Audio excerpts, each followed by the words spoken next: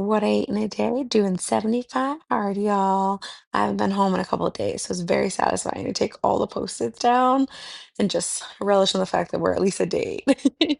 1 week, like I said, already done. But I was over at my sister's house this morning, course, had normal breakfast, even made one for her too. And then she and I just spent some time outside with my niece. She was showing me all the different playgrounds in the neighborhood. Look at my niece holding this little tripod like she's a future blogger. She found it in my sister's room and she insisted on it coming with us to the playground and kept calling it the camera. It was the cutest thing ever.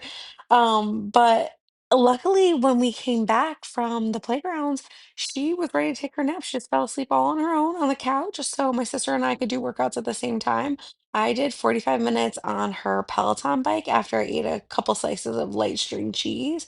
And then I did 10 minutes of just like a little strength workout. 'Cause there's a challenge going on for Peloton. And that's how they get me on those Peloton classes. I love a challenge. I love a badge. It just keeps me motivated. And then I was starving after, but starving specifically for chocolate. So I had two of these little drumstick ice creams.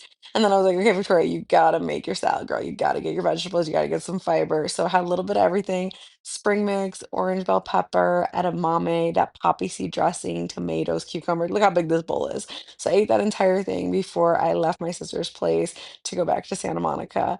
I read my 10 pages on my bus, and then I had a little break between my last transfer. So I walked over to Whole Foods just to get some more water. That's the biggest challenge of 75 hard is drinking that gallon of water throughout the day.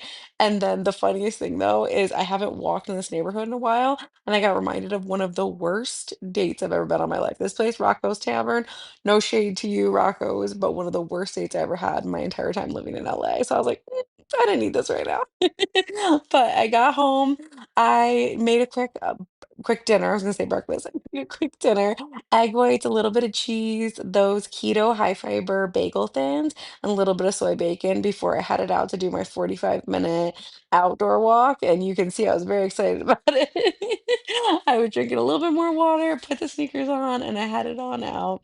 It's just one of those days where I wish I had done it a little bit earlier, but it's just how it lands. And then I came back and had the last meal of the day, some strawberries, blueberries, Greek yogurt, and then I just journaled before bed, kind of, reflected on why I'm doing all this.